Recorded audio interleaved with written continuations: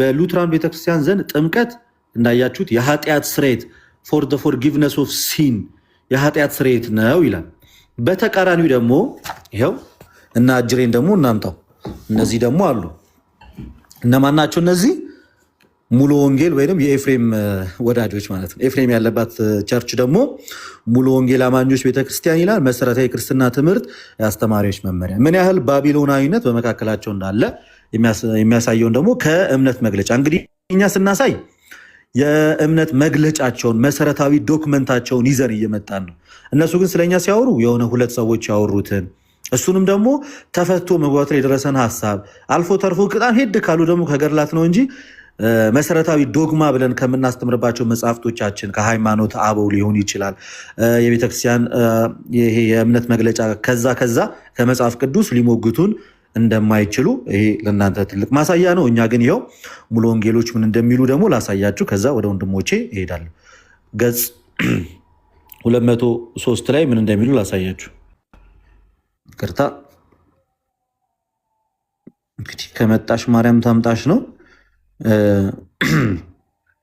እንዲህ ይላል ገጽ 203 ላይ ወዳጆቻችን በጥምቀት ዙሪያ ላይ ያላቸውን እምነት ሲያስቀምጡ ሙሉ ወንጌል ተብዮች ማለት ነው እንዴት አድርገው ከሉትራኖች ጋር ወይንም ደግሞ ከመካነ ኢየሱሶች ጋር እንደተለያዩ በደንብ አድርጌ ያሳያቸዋል። ይኸው ገጽ 203 ይታያቸዋል አይደል? በደንብ ዘማሪያም ይታያል አይደል? በደንብ ይታያል።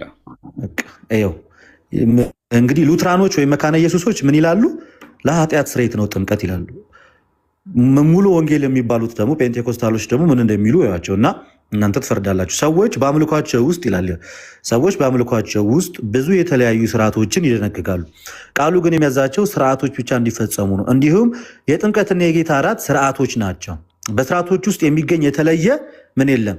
ጸጋ በረከት የለም። የተለየ ጸጋ በረከት የለም። ያም ሆኖ ግን ለጌታ ፍቅርና ትእዛዝ ሲባል ብቻ የሚደረግ ነው። ስለዚህም ግን የጥምቀት ስርዓት አንድ ጊዜ ብቻ የሚፈጸም ሲሆን የጌታ እራት ስርዓት ግን በየጊዜ የሚፈጸም ነው። አንዳንዶች አብያተ ክርስቲያናት አጥቢያ ቤተ ክርስቲያናት አባላት የሚቀበሉ ከጥምቀት በኋላ ነው። ምንም ክርስቲያን ሁሉ ከእምነት በኋላ መጠመቅ ቢኖርበትም ጥምቀት ከቤተ ክርስቲያን አባልነት ጋር የተያያዘ መሆኑን የሚያረጋግጥ የመጽሐፍ ቅዱስ ክፍል የለም። ጥምቀት በልብ ውስጥ ስለተፈጸመው እምነት በውጭ የሚደረግ ምስክርነት ብቻ ነው። ጥምቀት ጨርሶ ኃጢአትን አያጥብም ወይም ከኃጢአት ሊያድን እንዲሁም ደህንነትን ሊያስገኝ አይችልም። አያችሁት? ይሄኛው ክፍል ጋር እዚህ ጋር ምን አሉ? ጥምቀት አሉና ጥምቀት ምን ሊያደርግ አይችልም? ጥምቀት ኃጢአትን ሊያጥብ አይችልም ወይም ከኃጢአት ሊያድን እንዲሁም ደህንነትን ሊያስገኝ አይችልም ብለው ሙሉ ወንጌል በእምነት መግለጫቸው በገጽ 203 ላይ ተናገሩ። ይሄ ሙሉ ወንጌል። መካነ ኢየሱስ ደግሞ ቅድም ማሳይቻችኋለሁ። አሁንም አንድ አፍታ ሃይላይት ላሳያችሁ ምን እንደምትል። ያው መካነ ኢየሱስ what does baptism gives ወይም ጥምቀት ምን ይሰጣል? it works for forgiveness of sin ለኃጢአት ስርየት ትላለች። ይኸው መካነ ኢየሱስ ይኸው ለኃጢአት ስርየት ትላለች። ሙሉ ወንጌልስ በሚገርም ሁኔታ ጥምቀት ኃጢአትን አያጥብም፣ ለኃጢአት ስርየትም አይሆንም፣ ደህንነትንም ጭራሽ አይሰጥም ብለው ያምናሉ። ከዚህም የተነሳ ባቢሎናውያን ናቸው። በሁለቱ መካከል ሰፊ የሃይማኖትና የእምነት ልዩነት አለ። ልዩነታቸው ዶግማቲክ ልዩነት ነው እንጂ ምን አይደለም ማለት ነው። እንደሚሉት ቀለል ያለ የሆነ የስርዓት ልዩነት ሳይሆን ገና ከመሰረቱ የዶግማ ልዩነት ነው ያላቸው የምንለው ከዚህ ተነስተን ነው። እና እኛ ስናሳያቸው ይኸው ከእምነት መግለጫቸው የመካነ ኢየሱስ የእምነት መግለጫ ለኃጢአት ስርየት ነው ይላል። የሙሉ ወንጌል እምነት መግለጫ ደግሞ ጭራሹኑ ከምን ጋር አይገናኝም? ከኃጢአት ስርየት ጋር ከነ አይገናኝም ብለው ይናገራሉ። በዚህም የተነሳ በእነሱ መካከል ትልቅ የሃይማኖታዊ ልዩነት አለ። ያንን ነበረ ቅድም አጉልቼ ለማሳየት ስፈልግ የነበረው ወንድሜ ኤፍሬምም እንዳይወራ የፈለገው እና እንዳይነገር የፈለገው ይህን ልዩነት በስፋት እንዳይታይ ስለፈለገ ነው። ስለዚህ ፕሮቴስታንቱ ዘንድ መሰረታዊ በሆነ ነገር ልዩነት እንዳለ ልትረዱ ይገባል። ዜራ ክብር ቀጥሎ ልሞች ዲያቆን ዘማርያም ይቅደሙ። እሳቸው እንደ አገባባችን ይሁንና ዲያቆን ዘማርያም ትልቁ ላይ ሆኑና እሳቸው ይቀጥሉ። ቃሎት ያሰማለን። ለቴ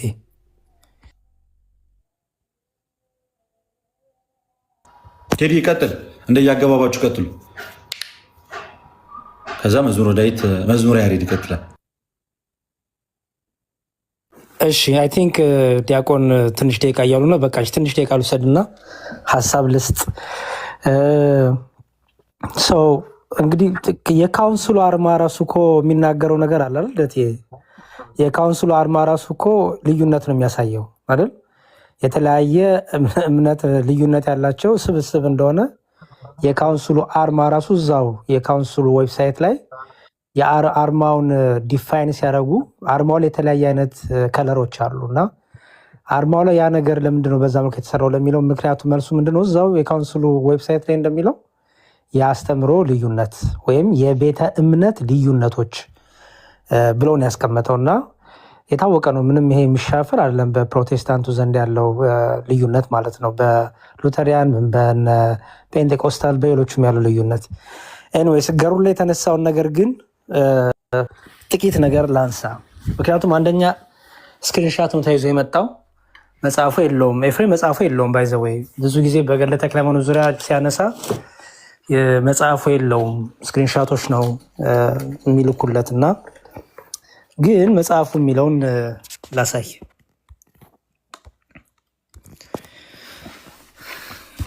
ገና ከመምጣቴ እዚህ ውስጥ ገና ሳላሟሙቅ እሺ፣ ይኸው ገድለ ተክለ ሃይማኖት ምዕራፍ 51 ጀምሮ ያለ ታሪክ አለ። ኦኬ እና ምን ይላል እዛ ላይ? ከዕለታት በአንደኛው ቀን ዘወትር ይጠይቀው የነበረ ባለጸጋ በጅማ ውስጥ አንድ ጠንቋይ አለ ብሎ ነገረው። እየመራውም ሄደ። አባታችን ተክለ ሃይማኖትም ጠንቋዩን አግኝቶ በላዩ ሲያማትብበት ይላል አፍሮ ትቶ ሸሸ። ብፁዕ አባታችንም ሴቲቱን ይዞ ወደ በዓቱ አመጣትና የሃይማኖትን ነገር አስተማራት። አሳምኖ የምንኩስና ልብስም አለበሳት። ይህ ነገር በየስፍራው ሁሉ ተሰማ፣ በውስጣቸው የሚኖሩ ሰዎች ሁሉ ስለዚህ መሰከሉትና ብዙዎችም አጋንንትም ደግሞ እየጮሁ ወደ ዋሻው ደጅ ተጠጉ። ድምፃቸውም እንደ ጦርነት ቀን ፈረስና እንደ ብዙ ሰረገላ ድምፅ ነው። ከጩኸታቸው የተነሳ የዋሻይቱ አካባቢ ተነዋወጸ ይችላል። አባታችን ተክለ ሃይማኖትም አውቆ ደቀ መዛሙርቱን አትፍሩ አላቸው። ከደቀ መዛሙርቱም ወደ ደጅ ወጥቶ ስላማተበባቸው ድል አደረግከን፣ አሳፈርከን እያሉ ሁሉም ተበተኑ። ይህንም ሲናገሩ ደቀ መዛሙርቱ ሰሟቸው። ብፁዕ አባታችንም አጋንንትን ረገማቸው፣ እጅግን በረታባቸው፣ የሚያደርጉትን አጡ። ባሰበውም ነገር ሁሉ ጌታችን ኢየሱስ ክርስቶስ ይረዳዋልና ከሰይጣናትም ጦር የተነሳ አይፈራም ነበር። በአንዲትም ቀን አባታችን ተክለ ሃይማኖት በጸሎት ሳለ አንድ እንደ ወርቅ የሚያበሩ 2 ቀንዶች ያሉት ታላቅ ዘንዶ መጣ ይላል። ብፁዕ አባታችንም ሊውጠው ወደደ። ብፁዕ አባታችንም በላዩ ስላማተበበት ዘንዶ ከላይ እስከታች ተሰነጠቀ። ደቀ መዝሙሩን ጠርቶ እና ይህንን ዘንዶ እየው አለው። ደቀ መዝሙሩም አይቶ እጅግ ደነገጠ። ብፁዕ አባታችንም እስኪ ከንዳውና ልኩን እወቅ አለው። ቢከነዳውም 30 ክንድ ሆነ። ሰይጣንም አንተ ክፉ ሰው በየቦታው ሁሉ አስጨነቀኝ፣ አሁንስ ግን የሸዋን ምድር በሙሉ ተውኩል እያለ ከሩቅ ጮኸ። ይህንም ተናግሮ እንደ ትቢያ በድኖ እንደ ጢስ ጠፋ። ከዚያችም ቀን ወዲህ ሰይጣን መፈታተኑን ተው።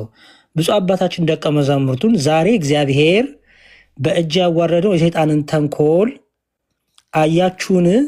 በምን ተሰውረ የነበረውን በእባብ በዘንዶ እየተሰወረ የክህደት ትምህርት የሚያስተምር ጣዖት የሚያስመልክ ለዘንዶ ለእባብ የሚያሰግድ የነበረው ሰይጣን በእባብ ገላ ተሰውሮ ሲያደርግ የነበረው በዘንዶ ውስጥ ተሰውሮ ሲያደርግ የነበረውን እግዚአብሔር አዋርደው። ኦኬ፣ ክርስቶስ በተክለ ሃይማኖት እጅ ድንቅ ስራ ሰራ። ስለዚህ ምን አለ? ከእንግዲህ ወዲህ ግን በዚህ ቦታ አቅም የለውም። ያ በጣዖት የሚያስመልከው የክህደት ትምህርት የሚያስተምረው በዘንዶ የተመሰለው ሰይጣን፣ በእባብ የተመሰለው ሰይጣን ማለት ነው። እሁድና ሐሙስ ቀን እባብ የገደለ የክርስቲያን ወገን ሁሉ ኃጢአቱ ይሰረይለታል። ምን ማለት ነው? ኤፍሬም እንዳለው ነው? አይደለም። እሁድና ሐሙስ ቀን እባብ የገደለ ወደኋላ ገብታችሁ ስታነቡት አንደኛ በእነዚህ ቀኖች ውስጥ የጣዖት አምልኮ የባዕድ አምልኮ ይደረጉ ነበር። ለዘንዶ ይሰገዳል፣ ለእባብ ይሰገዳል። ይህንን የሚያደርግ ደግሞ ሰይጣን በእባብና በዘንዶ ውስጥ እያደረ ነበረ በእነዚህ ቀኖች ውስጥ። ስለዚህ ተክለ ሃይማኖት ብፁዕ አባታችን ተክለ ሃይማኖት ምን አለ? በክርስቶስ ሁሉ ኃጢአቱ ይሰረይለታል ብለህ ለልጆች ንገራቸው ብሎ ጌታ ኢየሱስ ክርስቶስ የነገረኝ አሁንም እነግራቸዋለሁ፣ በልባችሁ ጠብቁት አላቸው ይላል። ስለዚህ ታሪኩ የሚያነሳው ከምዕራፍ 51 ጀምሮ ይሄንን ሐሳብ ይዞ ወደኋላ እንኳን ስትሄድ ልደትዬ ጨርሻለሁ። ወደኋላ ስንሄድ ራሱ እንደዚህ ከዘንዶ ጋር ከእባብ ጋር የተያያዙ አምልኮ እንደነበሩ ይኸው እዚህ ጋር ለምሳሌ ምዕራፍ ወደኋላ ትንሽ ሄድ ብላችሁ ምዕራፍ ስንትን ምዕራፍ 47 ጀምሮ ስታነቡ ከምዕራፍ 47 ወደኋላ ስትሄዱ ይኸው እዚህ ጋር ምን እንደሚል ይኸው እዚህ ጋር በየዋሻው የነበሩት ሲሰውለት የነበሩት ለእባቡ ሲሰግዱለት የነበሩት ለዘንዶ ለእባቡ ይኸው ሰዎችም ሊሰውለት ወደ እርሱ ይሄዱ ነበር ይላል። ወደ ዘንዶ ብዙ አባታችን ከነሱ ዘንድ ደርሶ መሰዊያቸውን አፈርሶ በውስጣቸው ብዙ አብያተ ክርስቲያን ሰራ ይላል። እስካሁንም ድረስ አሉ። የውስጡንም ሰዎች በዚያ ያደረገውን ድንቅ ታምር ይናገራሉ። ሀገረ ገዥም ይላል ዳግመኛ መርቶ አስቦ ወደሚባል ዋሻ በግራሪያ ውስጥ ካሉ መሳሪያን ሁሉ የሚከፋ መሰሪያን ወዳለበት ስፍራ ወሰደው። ብፁዕ አባታችን ተክለ ሃይማኖትም ይላል ይሁት በጌታችን በኢየሱስ ክርስቶስ ስም እየዘመረ እግዚአብሔር ጉልበቴ፣ መጠጊያዬ፣ መድኃኒቴ በጠራሁትም ጊዜ ከጠላቶቼ የምድንበት ረዳቴ፣ ከጥፋተኞችም ጠላቶች የሚያድነኝ ነው እያለ ከሩቅ ማማተብ ጀመረ ይላል።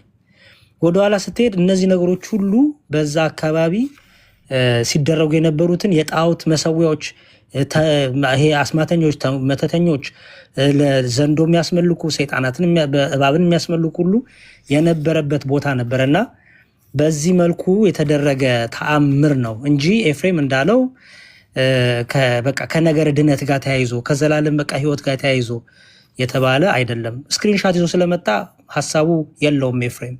እና መጽሐፉ ግን የሚያነሳው አንደኛ የክደት ትምህርትን በእባብ በዘንዶ መስሎ ያነሳል።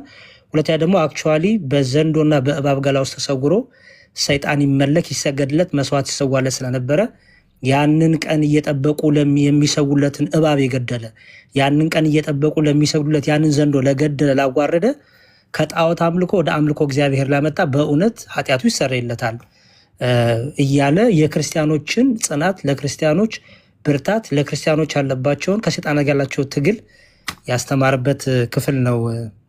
ልደትዬ ይሄን ለማሳየት ነው። እግዚአብሔር ይስጥልኝ። ቃልዮት ያሰማልን። መዝሙር ያሬድ እግዚአብሔር አምላክ በእድሜ በጤና ያቆይልን። በጣም እናመሰግናለን። መምህር ሚዩት ላይ ነው። መምህር በረከት እሺ ልደት፣ ይሄ የኢትዮጵያ ቤተክርስቲያን ታሪክ አቡነ ጎርጎርዮስ የጻፉት ገጽ 72 ላይ ከቅባትና በጸጋ መካከል በነበረው ክርክር የቦሩ ሜዳ ጉባኤ አይነት የተነገረ ነውና አንድ ሰው ተአምረ ማርያምን ይጠቅሳል ለዶክትሪን ማለት ነው። የኢትዮጵያ ቤተክርስቲያን ታሪክ በዓለም መድረክ ነው። አንድ አለቃ ስነ ጊዮርጊስ የሚባል ሰው ተአምረ ማርያምን ሲጠቅስ የተመለሰለትን መልስ ነው።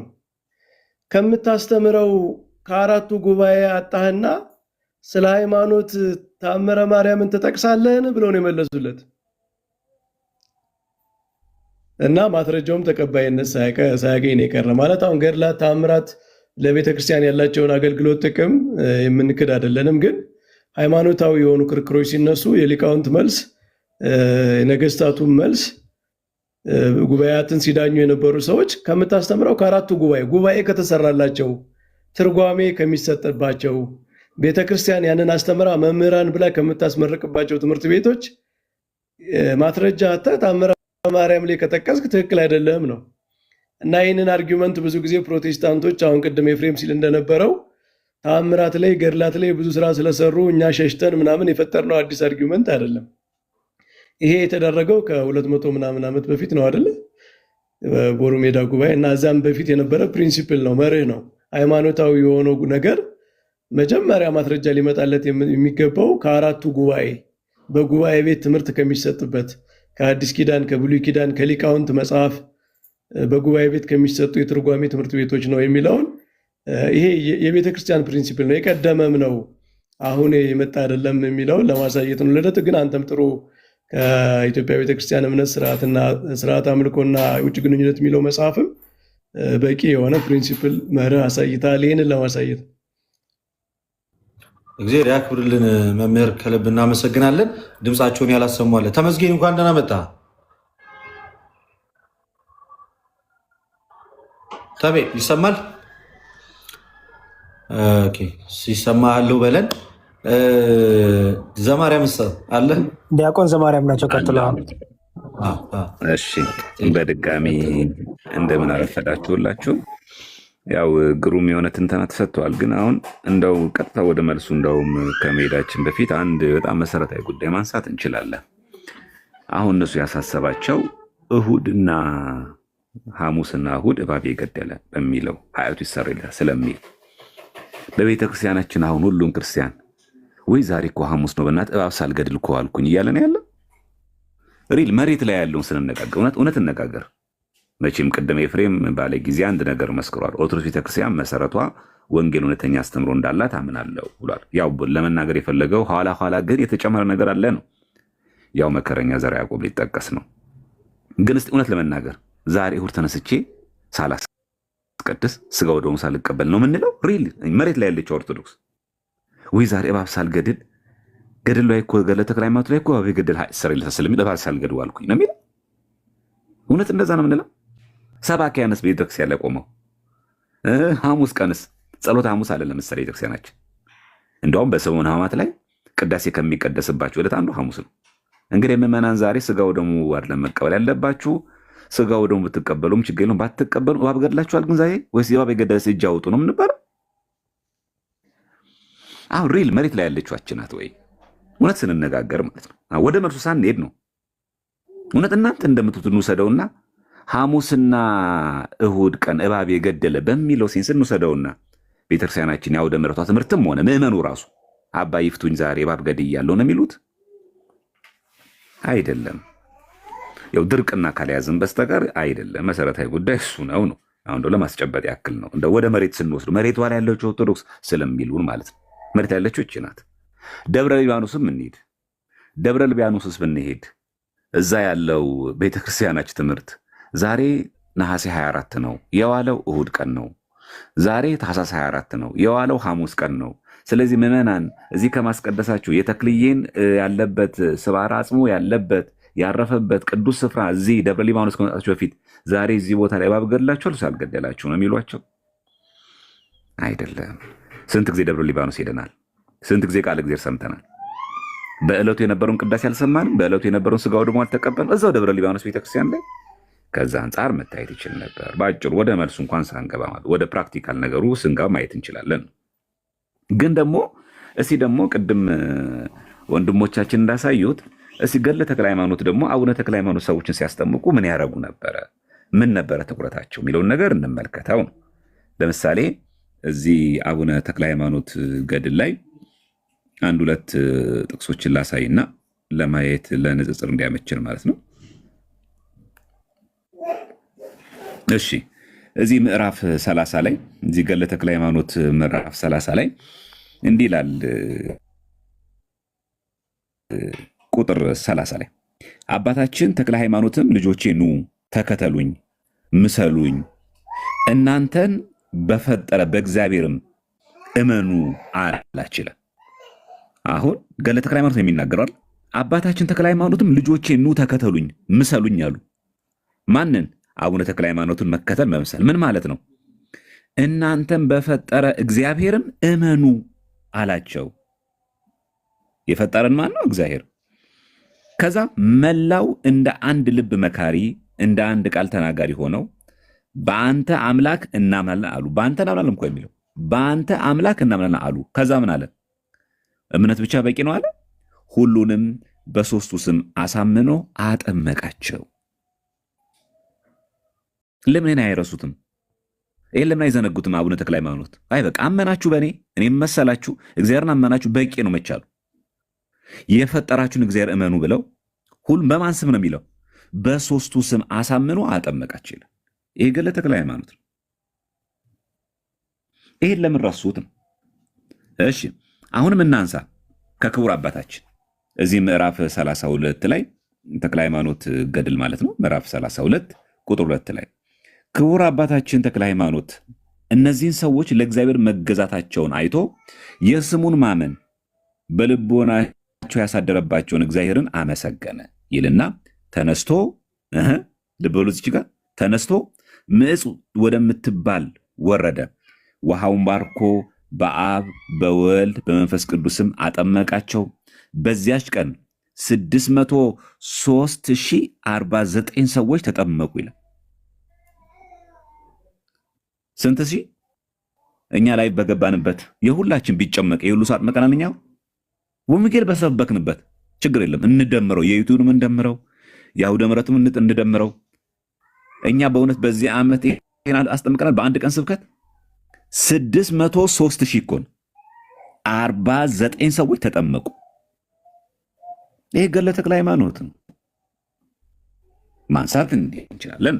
ከእባብ ጋር በተያያዘ ደግሞ የተነሳውን ደግሞ እናንሳ። ለምንድን እባብ የተነሳው የሚለው ቅድም እንደተነሳው በዛ አካባቢ እባብን ያመልኩ ስለነበረ በእባቡ ደግሞ አድሮ ሰይጣን በጣም ክፉ የሆነ ስራን እየሰራ ያ ማለት ጣዖት እያስመለካቸው ግብር እያስገበራቸው በጣም ራሱን እንደ አምላክ እያደረገ እንዲመለክለት ግብር እንዲገበርለት ያደርግ ነበረ።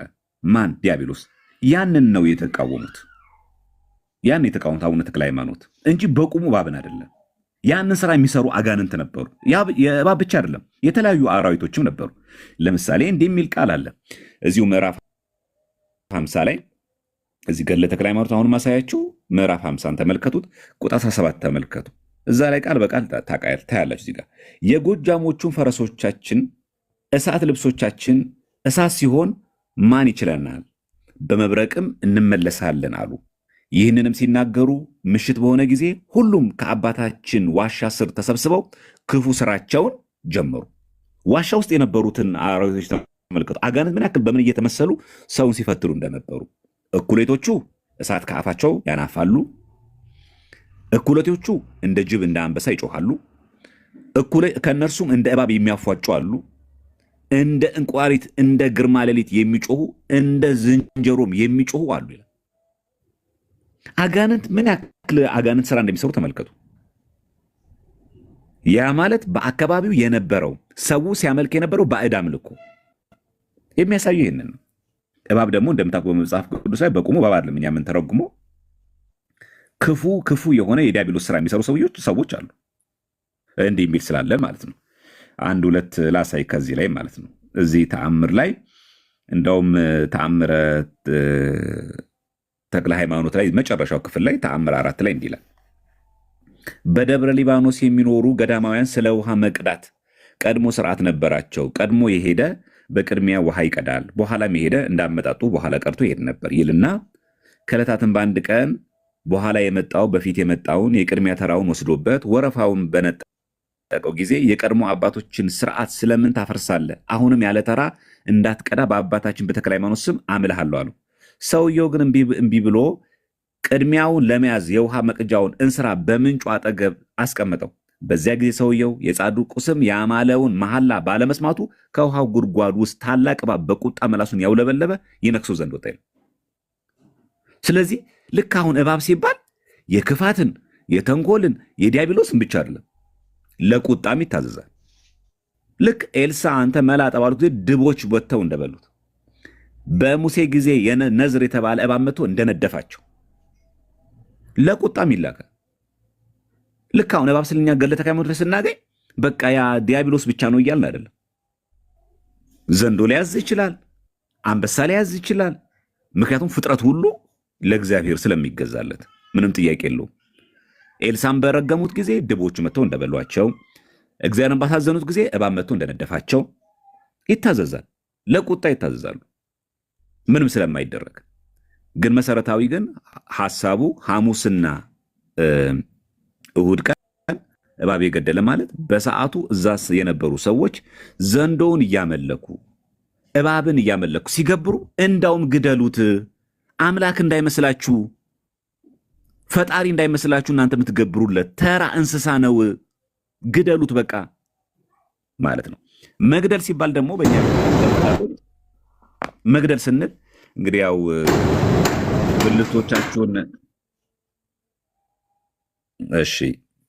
ብልቶቻችሁን ግደሉ ሲል ሐዋርያው መቼስ ያው ሰይፍ አምጥታችሁ ቆረጡ እያልን አይደለም አይደል? በጾም በጸሎት ራሳችሁን አስገዙ ማለት ነው። እንጂ በቁሙ እባብ ስንል እኛ እባብ ስንል በቁሙ እባብ እየወሰድን አይደለም። ይሄንን ቀለል ያለ ምሳሌ ለመውሰድ ያክል ብዙ ጊዜ ምላሽ ሰተንበታል።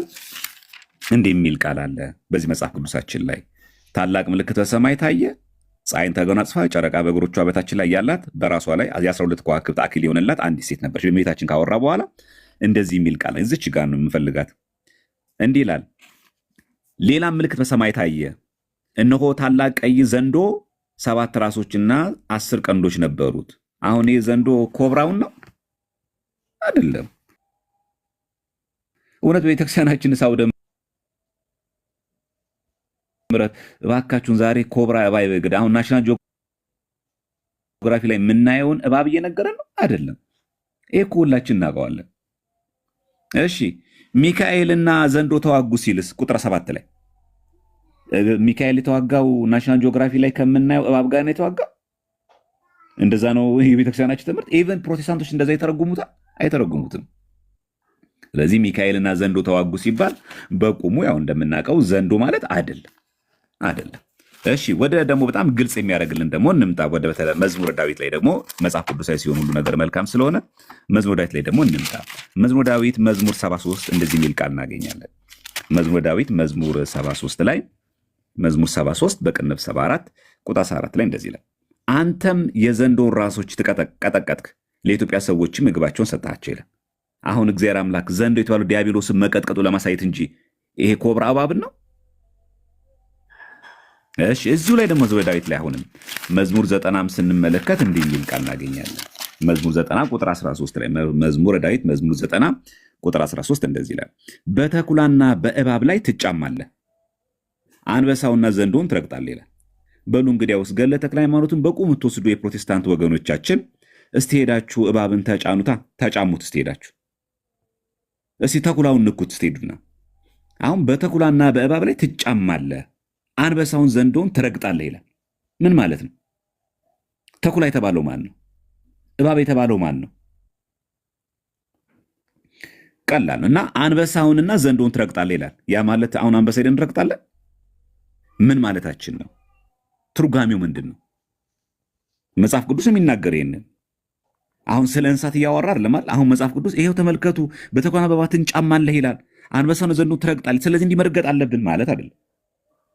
እዚህ በአጭር ቃል እባብ ዘንዶ ብሎ የሚገልጸው ዲያብሎስን ነው፣ ሰይጣንን። ስለዚህ ሐሙስና እሁድ ቀን ግደሉት ማለት በጾም በጸሎት ግደሉት፣ ከዛስ ስጋው ደግሞ ተቀበሉ። ሐሙስ እንደምታውቁት ጸሎተ ሐሙስ ናት። እሁድ ቤተክርስቲያናችን ተገኝተን አስቀድሰን በጌታ ቀን ማለት ነው ስጋው ደግሞ የምንቀበልባት ዕለት ናት እንጂ ደብረ ሊባኖስ ብንሄድም እንኳን ምዕመናን ዛሬ ሐሙስ ነው፣ እባብ ያልገደለ ሰው አለ እንዴ? ኃጢአታችሁ እንዲሰራ የላችሁ ተብሎ እባብ እየገደለ በየጫካው ገጀራ ይዞ የሚዞር ክርስቲያን አለ? ለምን እውነት አንነጋገርም? መሬት ላይ ያለችው ኦርቶዶክስ ቸርች የትኛው የአቡነ ተክለ ሃይማኖት ደብር? ይሄው አለን እኮ አዲስ አበባ ላይ ተክለ ሃይማኖት ሰፈር። እስቲ አቡነ ተክለ ሃይማኖት ቤተክርስቲያን እኮ አለ። የደብሩ አስተዳዳሪ ናቸው ያሉት። የደብሩ ስብከት ወንጌል ነው። ሰንበት ስንማር ነው። ገጀራ ይዛችኋል ምዕመናን። ዛሬ እኮ ሐሙስ ነው። እባብ ሳትገሉ እንዴት ዋላችሁ? በሉ በየጫካው ፈልጉ። በሉ ወጣ በሉ ከአዲስ አበባ በየጫካ እየፈለጋችሁ እባብ ገድላችኋል። ዛሬ እሁድስ ኃጢአትህ እኮ እንዲሰራ ይል ነው ብላ ነው የሰበከችው ቤተክርስቲያን። የሌለ ነው ለማለት ነው። ሌላው ማብራሪያ በጣም ጥሩ ነው። ለቅድሙ ደግሞ በደንብ አንትን አትበሉ። ያው ቅድም ልደተ ቃል ያው ለተፈጠረው ነገር ብዙም ተገቢ አይደለም። ያው መሰደባችን ምናምን የተገባ ነው። ባይሆን ጠቅላይ ቤተ ክህነት ዘመድ ያላችሁ ሰዎች ካላችሁ አናግሩኝና ደብዳቤ ላጽፍ።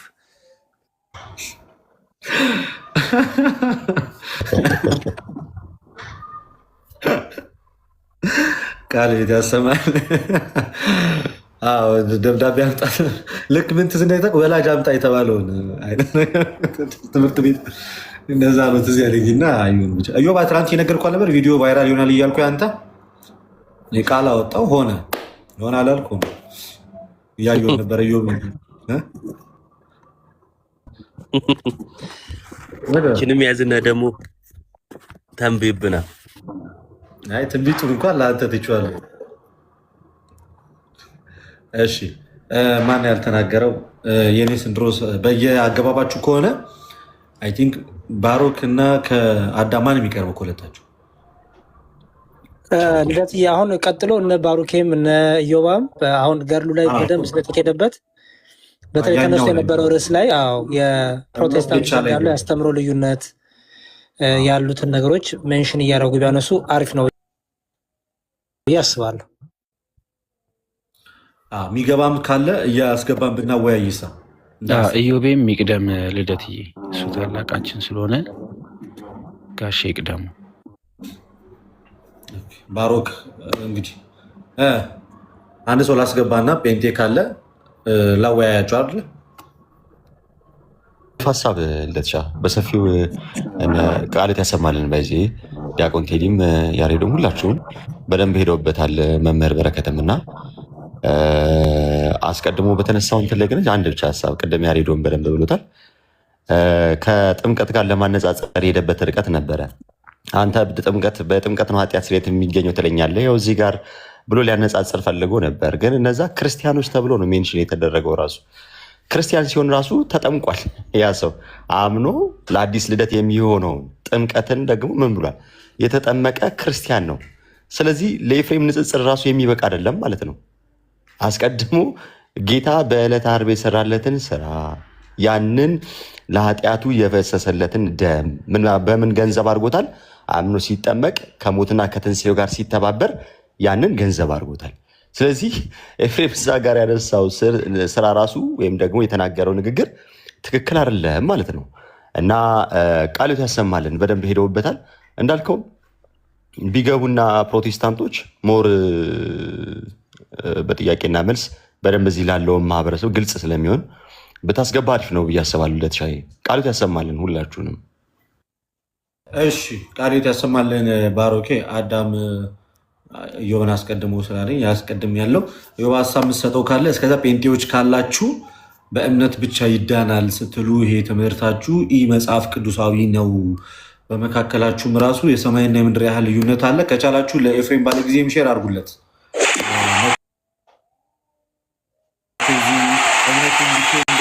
ማድረግ ይችላል። ኤፍሬም ባለጊዜንም ኤርሚያስንም የትኛውንም ሰው ሼር ልታደርጉላቸው ትችላላችሁ። መጥተው እዚህ መወያየት ይችላሉ።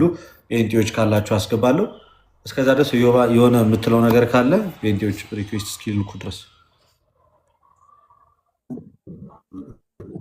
ያው አስቀድሞ ቃልዮት ያሰማልን። እግዚአብሔር ይስጥልን ለሁላችሁም።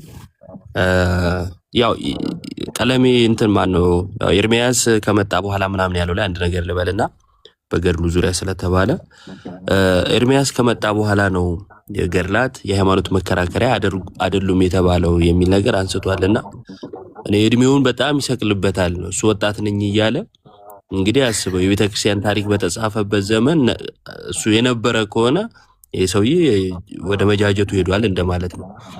ብዙ ሌሎች ማስረጃዎችም አሉ። ሰውዬው ያረጃል፣ ከባድ ነው እና ኩካ ሃይማኖት የመሰሉ መጽሐፈ ሚስጥርም ላይ እንደዚሁ ለሃይማኖት መከራከሪያነት ከመጽሐፍ ቅዱስ ከብሉይ ከሐዲስ እንዲሁም ደግሞ ከሊቃውንት መጽሐፍ ሃይማኖት አበው ማለት ነው እንደምንጠቀም ገድላትና ድርሳናት ደግሞ ለህይወት እንደምንጠቀማቸው ቅዱሳኑን አይተን ተመልክተን በህይወት እንድንመስላቸው እንደሚረዱ እንደሚያግዙን ለበረከት እንደምንጠቀማቸው በግልጽ የተጻፈ ማስረጃ አለን ማለት ነው። አንዱ እሱ ነው። ሁለተኛ መጽሐፉን ይዞ ሲመጣ ልክ እንደዛው ቤተክርስቲያን ስለ መጽሐፉ ለሃይማኖት መከራከሪያ ይሆናል ብላ ያብራራችበትንም አብሮ ማምጣት አለበት። በድርቅና አይ በቃ ነገረ ድነት ስላለበት እንዲህ ይሆናል ብሎ ይደመድማል። ማን ደምዳሜ ያደረገ? ከቤተክርስቲያን ውጭ ያለ ሰው ለኛ ሊደመድምልን አይችልም። እንዲህ ነው ብሎ ድምዳሜ ሰጥቶ ያ ምንድነው ስትሮማን ፋላሲ ነው። መግፋት የሚችለው ነገር ስለሌለ መግፋት የሚችለው የመሰለው ነገር ላይ እዛች ላይ እንትን ይልና የራሱን አርጊውመንት ገንብቶ ከዛን ምላሽ ለመስጠት ይሞክራል ማለት ነውና ይሄ ትክክል አይደለም። ባለቤቱም አረታው ሲለው በቃ በድርቅና ነበር ይሄ አይኔን ግንባር ያድርገው አይነት አኬር ነበር ሲሄድ የነበረው። ያው ሰው እንዳቅሙ ነው። ሁለተኛው ወደ መሰረታዊ ነገር ወደ ልዩነታቸው ስንሄድ ትራዲሽን ነው እንጂ ልዩነት የለንም የሚል ነገር ተጠቅሞ ነበርና እንዴት ነው ቃላት አጠቃቀም ላይ ትምህርት ላይ እንዴት ነው ሰው ጥምቀት በትራዲሽን ውስጥ ያለ ግን ደግሞ ዶግማ የሆነ ትምህርት ነው።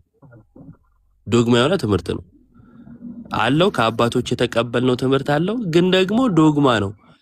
ያ መሆኑን እኛ ጋር አይደለም የምናሳየው። እዛው በመካነ ኢየሱስ የእምነት መግለጫ ላይ ጥምቀትን የማይቀበሉትን ከአጋንንት ጋር እያነጻጸረ ነው የሚጽፈው። ምክንያቱስ መሰረታዊ ስለሆነ። ከዛስ ጥምቀትን ለድነት የማይሉትን አይድኑም ብሎ ነው የሚዘጋው ማለት ነው። ድነትን የማያገኙ አድርጎ ነው የሚዘጋው። መሰረታዊ ስለሆነ ነው ማለት ነው። ከኛ አንጻር ብቻ ሳይሆን ከራሳቸው አንጻር ስንመለከተው ይሄ መሰረታዊ ትምህርት ነው። እነማጋ መካነ ኢየሱስ ጋር እሱ ግን ስለሚለይ አንድነን ለማለት እኔ በጣም ነው የሚያስቀኝ። የነሱ ልዩነት ሲወራ እኛ ጋር መጥቶ የማብቃት ነገር አለ። ይሁን እኛ ጋር ልዩነት ቢኖር እነሱን አንድ ያረጋቸዋል እንዴ? አያረግም። መጀመሪያ የራስን ጨርስ። ፕላስ ደግሞ እኛ ጋር ከመጽሐፍት ተጠቅሶ ከሌ ሚለው መጽሐፍ ላይ ልዩነት አለ የሚል ምንም ማስረጃ ማምጣት አይቻልም። ሰዎችን ማምጣት ከተቻለ ሰዎች በተረዱት መልኩ ሊያብራሩ ይችላሉ። መረዳታቸው ላይ ስህተት ሊኖር ይችላል። ቤተክርስቲያንን ተሳሳች ያደርጋታል? አያደርጋትም። ሰውየው ይታረማል። በምን? በቤተክርስቲያን ትምህርት። ይሄ ከነሱ የሚለየን ነው። ምን ማለት ነው መሰላችሁ? እነሱ ጋር ለምሳሌ አንድ ሰው ተነስቶ ጌታ ኢየሱስ ከድንግል ማርያም ስጋን አልነሳም ብሎ ሊያምን ይችላል። ስጋ ነስቷል ብሎ የሚያምንም ይኖራል። ስጋ አልነሳም የሚለውን የሚመልሱበት ምንም አይነት መሰረት የላቸውም። ስለዚህ ተቻችለው ይኖራሉ። አንተም በሃይማኖት እኔም በሃይማኖቴ አይነት ማለት ነው። በዘፋኝ ጥቅስ የሚመሩ ሰዎች እኮ ናቸው። ያው በግልጽ ቋንቋ ለመናገር አንተም በሃይማኖቴ እኔም በሃይማኖቴ የሚለው የዘፋኝ ጥቅስ ነው እና በሱ የሚመሩ ሰዎች ናቸው። ባጭሩ ብዙ ትምህርቶቻቸው እንደዚህ ስለሆኑ ማለት ነው። ቀደም ያልታየ የሙሉ ወንጌልን አሳይቷል። ልደት የመካነ ኢየሱስን አሳይቷል። የኤምኬሲ ላሳያችሁ ነኝ። መሰረተ ክርስቶስ ማለት ነው። ምን ብላ ነው የምታምነው በጥምቀት ላይ የሚለውን እቺን ነገር ላሳያችሁና አይታይም? ይታያል። ዙም ብታረገው አሁን ይታያል። ራቅ ብሏል ግን። እሺ እኔ ላንብብላችሁ የውሃ ጥምቀት የሚለውን። ጥምቀት አንድ ሰው ከኃጢአቱ ንስሐ ገብቶ ኢየሱስ ክርስቶስን በእምነት እንደ ግል አዳኙና ጌታው አድርጎ በመቀበል ድህነትን ካገኘ በኋላ ከክርስቶስ ሞትና ትንሣኤ ጋር መተባበሩን፣ ጌታን ሊከተል መወሰኑን እና ከቅዱሳን ጋር ህብረት ማድረጉን በሚታይ መልኩ ለመግለጽ በአብ በወልድ በመንፈስ ቅዱስ ስም በውሃ ውስጥ በመጥለቅ የሚከናወን የቤተ ክርስቲያን አባልነትን የሚያስገኝ ቅዱስ ስርዓት መሆኑን ታምናለች፣ ታከናውናለች ይላል።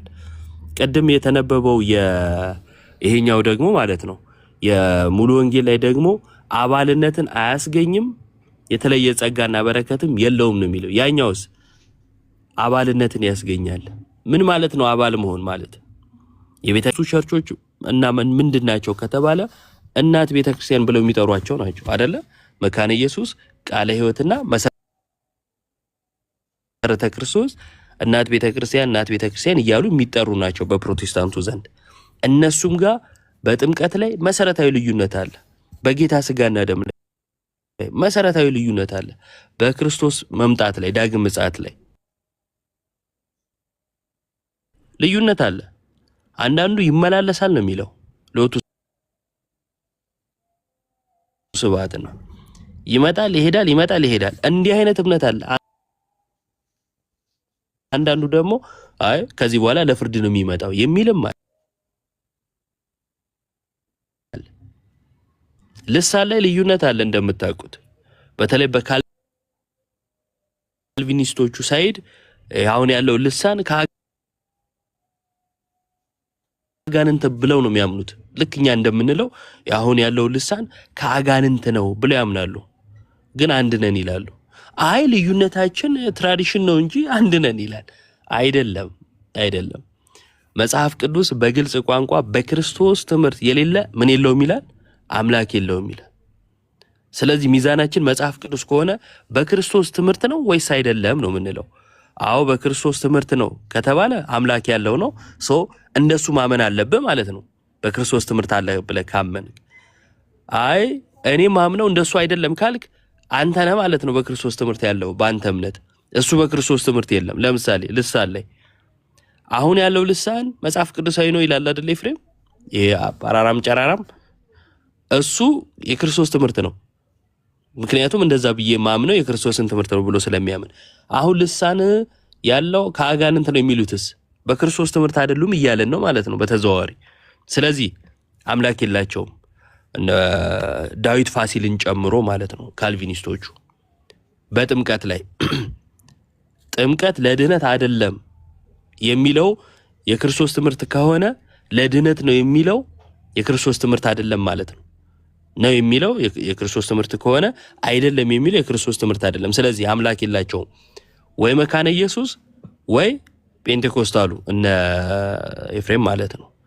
በጌታ ስጋና ደም ላይ እንደዚሁ ልዩነታቸውን ስናነሳ ዶግማ የሆነ መሰረታዊ የሆነ ፕላስ ራሳቸው ያብራሩትን ነው ከራሳችን አይደለም። እንዲህ ሊሆን ይችላል የሚል የራሳችን ማብራሪያ ሰተን አይደለም። እነሱ እኮ ገድላትን እንዲህ ሊሆን ይችላል ብለው የራሳቸውን ማብራሪያ ሰተው ነው የሚተረጉሙት አይደል? እኛ ይሄው የጻፉትን የእምነት መግለጫቸውን እምነቴ ነው ተረዱልኝ ያሉትን የተረዳንላቸው እሱ ላይ ልዩነታቸውን አሳየናቸው። መጨረሻው ምን ሆነ? በመንግስት ደረጃ እንደው ሰብሰብ በሉ ለቁጥርም ቸገራችሁን ተብለው ተሰበሰቡ ነው፣ በሃይማኖት አይደለም። እግዚአብሔር ይስጥልኝ። አሚን አሚን አሚን። እግዚአብሔር ይስጥልን። በጣም እናመሰግናለን። ቃሌት ያሰማልን። ናቲሻ እንኳን ደህና መጣ። ናቲ ውይይቱ ላይም ሲከታተል ነበር። እውነቱን ለመናገር አዳም የምትጨምረው ሀሳብ አለ ወይስ ጴንጤዎችን እናስገባ አላችሁ? ፕሮቴስታንቶች ይህንን ቲም መግጠም የምትችሉ እውነት እንዲህ ሲሰበሰብ ትንሽ ያስፈራል።